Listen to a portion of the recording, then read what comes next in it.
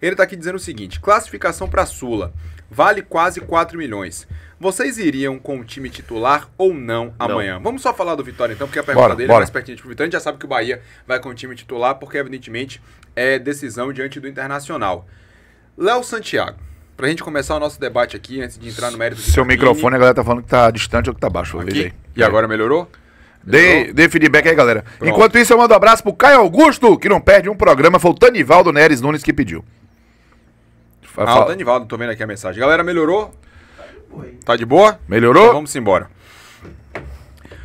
Pronto, Vamos lá. galera, agora sim. Valeu. Vale a pena, antes da gente entrar no mérito Carpinho, vale a pena o Vitória, Cássio, Léo, você que tá aqui com a gente, vale a pena o Vitória se classificar amanhã?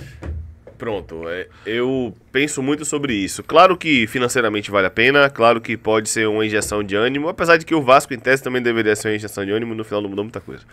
Mas eu sinceramente me preocupo, claro que eu vou torcer para que passe, claro que eu quero que passe, mas eu me preocupo com o Vitória jogando mais 2 partidas no ano, em termos de playoff. Porque se classificar não é nem certeza Não de é que nem vai certeza avançar, que é vai só para as oitavas. se segurar na competição. Porque a gente, ao longo do ano, teve uma gestão de elenco ruim. Quando era pra rodar, não rodou. Quando era pra não rodar, enfim, Rodou. foi tudo o contrário do que a gente Isso. imaginava.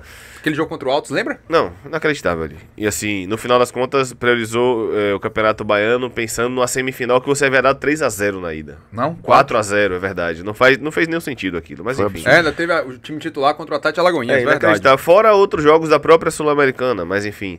Eu não entendo, o discurso de falar que a Série A é sempre prioridade. E eu fui pro Uruguai. Na terça-feira, a informação que eu procurei saber era, não, deve de fato ser um time bem mais próximo do que pegou o Defensa e Justiça, uns 7 ou 8 diferentes. Chegou na quarta de tarde, antes de ir pro Centenário, fui procurar, não, é o titular. Falei, Mudou. porra. E assim, o que eu falo eu sempre falo no canto, a gente não pode se basear com decisão de planejamento com base em resultado. Resultado você não controla, você não tem como saber o que vai acontecer. Então, é muito fácil estar de fora e falar, não, foi um erro porque perdeu, foi um acerto porque ganhou. Pô, futebol não é assim, você entrar no futebol... Aí, sem cheiro de obra pronta, é massa. Eu já trabalhei com futebol, Pedro também trabalhou em clube, não sei se Cássio também já passou, mas Cássio também tem muita experiência na área. Então, assim, velho, você não pode se planejar com base no que você acha que vai ganhar, perder, empatar. Não é assim que funciona. Você tem que fazer um planejamento prévio. E o jogo, por exemplo, do Cerro Largo no Barradão, não importa se ia ganhar, perder ou empatar. Eu não tô falando isso porque tomou 1-0, porque poderia tomar 1-0 com o time titular do mesmo jeito. Sim. Mas você tinha que rodar, porque você tem a prioridade, que é a Série A, e o time estava morto fisicamente. Você tem o Cerro Largo no Uruguai, com todo respeito ao Cerro Largo, que tem totais condições de passar, mas o que o Cerro Largo, a equipe, o time demonstrou em campo, não passa no Campeonato Baiano, irmão. O Cerro Largo não passa. Você pega a Juazeirense, 36 graus no Adalto Moraes, 4 da tarde. O Cerro Largo passa mal, porque o time é limitado. Então, não importa se você vai com o time... Desculpa, se você pensa no resultado, você tem que pensar no planejamento. Esses 2 jogos especificamente da Sul-Americana, você tinha que dar uma segurada. E não importa o resultado, porque o Vitória Reserva tinha a obrigação de ganhar do Cerro Largo. Sim, aqui concordo. E lá. Então, quando eu falo isso no canto, a galera fala, você tá falando isso porque perdeu, você tá falando isso porque ganhou. Não, o resultado não controla.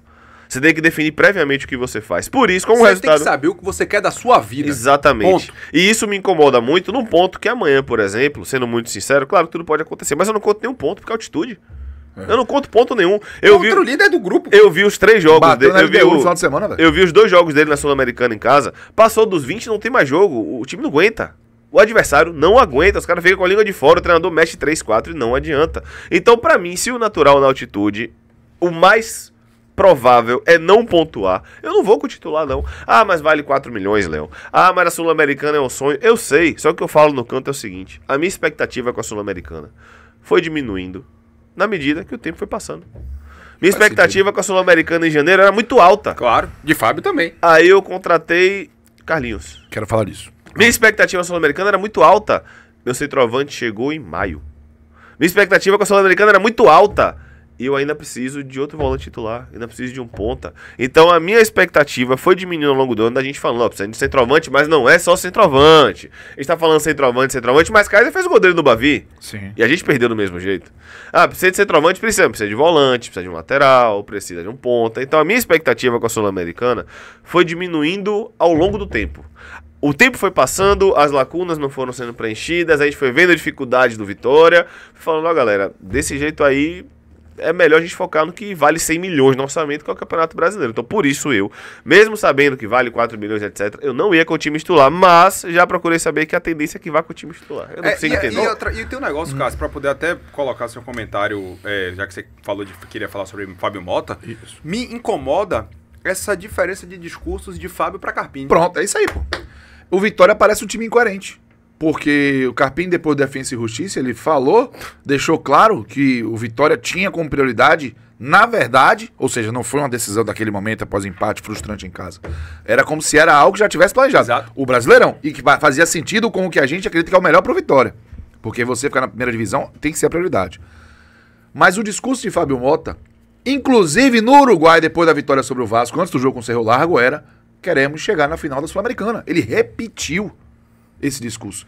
Então como é que Carpini diz uma coisa numa quarta-feira, na outra terça, depois de vencer o Vasco por 2-1, o discurso do presidente, que é quem, né, em tese tem que fazer as coisas do clube funcionar, aponta para outro. Então, eu não sei se há uma dicotomia, uma diferença de pensamento de verdade, ou se Carpini apenas usa a coletiva, que a gente sabe que coletiva é espetáculo teatral muitas vezes. E pra ser utilizado como escudo em determinados momentos, ou para colocar mais fogo no parquinho. Mas é que a depender das declarações. Mas o próprio Carpini, depois que empatou com o Defensa e Justiça, ele usou a seguinte frase: olha o absurdo. Talvez seja Papai do Céu.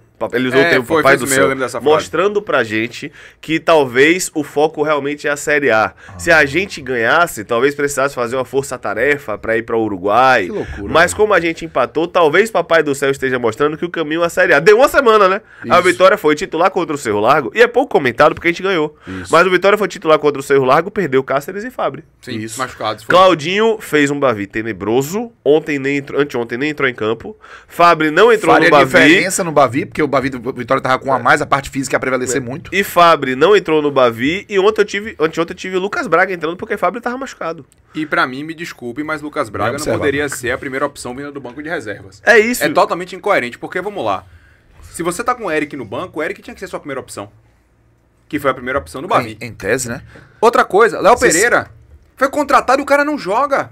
Se Eric e Léo Pereira foram contratados de maneira emergencial, porque o Vitória fez assim, tomou uma cacetada e no outro dia, tome, 2 contratações. Aí Carlos Eduardo... No Bavi entrou o Carlos Eduardo, não entrou o Léo. Léo não sei nem se tava no banco, não lembro se o Léo Pereira tava no banco no Bavi. Ainda é a opção do Bavi. Aí entrou o Carlos Eduardo, ainda é a opção. De lateral direito. Isso, lateral direito. Né? Uma loucura. Oswaldo passa a ser titular, porque em termos de qualidade é a melhor ponta que a gente tem.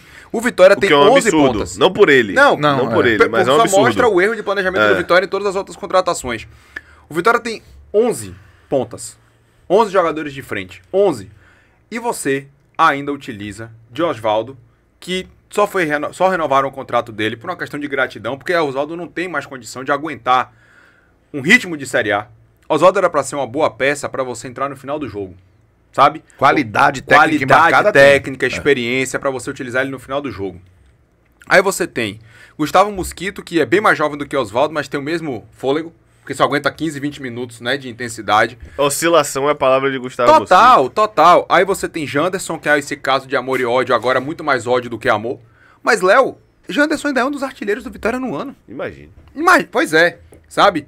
Você teve que manter Carlos Eduardo por conta da cláusula do gatilho, que basta o Vitória ter ficado na Série A, que ele teria que ter o contrato dele renovado. Eric não consegue se firmar. Léo Pereira não consegue ter chance. Fábio, que é um cavalo desembestado no pasto, mas às vezes é o que o Vitória precisa, é o que o Vitória tem para poder se apegar, porque ele sai correndo, luta, briga, e falta aquele molho chamado qualidade, né, que ele não tem. E aí, velho, você vai viver de quê nesse time do Vitória? A gente poderia viver de Mateuzinho. Só que Mateuzinho nos últimos jogos, meu irmão, vou te contar. Eu falei na sexta-feira que Mateuzinho ainda era intocável, e isso era um problema do Vitória, o fato dele ser intocável. Mas ainda é. Ele me dá uma porrada no cara do Santos do meu campo. Toma um cartão amarelo de graça. Que é o terceiro. Já não vai jogar contra o Corinthians. Ele tá mal, concordo. Só que a culpa não é dele, não. Porque a gente fala muito do centroavante que o Vitória tentou em junho do ano passado. Faz um ano que o Vitória tentou Rodrigo Rodrigues. Roberto Rodrigues. Tem um ano, certo? Da Tunísia lá. Só que é pouco lembrado também que tem um ano que o Vitória tentou 2 meias que não vieram. Nahuel Barrios e um outro gringo, que não vieram, que o Fábio Mota até perdeu. Falou, o cara que perdeu o voo, não quis vir. A gente fala muito do 9 que demorou. Eu não lembro o nome dele, Nahuel Barrios, o outro que eu esqueci agora. Christian Ferreira, eu acho. Não lembro, enfim. E aí, A gente fala, o Vitória levou um ano pra trazer um 9, é verdade. Só que o Vitória tem mais de um ano trazendo um ponta. Eu tava no Morumbi, ano passado, foi 2-1 pro São Paulo, o Mateuzinho machucou. Eu lembro que foi aniversário de minha madrasta, foi dia 25 de agosto. Nós estamos em 27 de maio. Naquele jogo o Mateuzinho machucou e a gente ficou desesperado, meu Deus, e agora? Nós estamos em 27 de maio, o Mateuzinho não tá machucado, mas tá mal. Tá mal. E não tem ninguém. Teria o Wellington Rato. E o pior, a diretoria sabe. E a diretoria sabe, porque esse ano foi atrás de Rômulo. Então falando que Rômulo vai resolver o problema. Sim. Mas a diretoria sabe. É um bom jogador, Foi o Naruel Barros que perdeu o voo. Barros, isso. Ele que perdeu o voo. Isso. E aí a diretoria sabe. Ah não, Rômulo não veio. Então deixa aí. Tem um ano, gente, que o Vitória procura o meia. Levou um ano pra trazer um 9, quase um ano, e agora tem um ano que procura o meia e não vem ninguém. Aí Mateuzinho tá mal? Concordo, tá mal. De fato, não está rendendo, tá muito abaixo do que pode. Mas ele tá mal também porque não tem nem como preservar o cara. O cara jogou machucado afinal, pô. Eu tenho que sempre lembrar isso aqui, que é um absurdo. Que a gente fala na resenha, né? Rapaz, Mateuzinho é titular com a perna só. Rapaz, Mateuzinho tem que jogar até machucado. O Vitória institucionalizou isso. O Vitória botou o cara machucado pra jogar. E disseram depois, que ele jogou... Não, ele jogou o Bavi machucado. E depois Fábio deu um discurso dizendo que não, que o Vitória preferia a Copa do Nordeste ao Campeonato Baiano. Foi. E meio que deu de ombros ao Baiano. Se desse de ombros, seu principal jogador não jogava machucado. Perfeito. Sabe? Então, assim, o planejamento do Vitória, ele foi todo muito mal feito. Todo muito mal feito. O Vitória tentou atacante a torta e a direito, contrata Renato Kaiser, que veio machucado, que agravou a lesão aqui quando ele tava pra voltar. Mas vamos lá, gente. Não é possível que o Vitória tentou tantos atacantes e a solução que caiu do céu tenha sido o Carlinhos. Era melhor não ter trazido o Carlinhos. Era melhor não ter trazido o Carlinhos, sabe? Que não veio ganhando pouco, né? Porque o cara tava no Flamengo. Mas o salário dele no Flamengo também não era dessas coisas todas, não. Mas veio ganhando o dobro do que ganhava lá. É isso.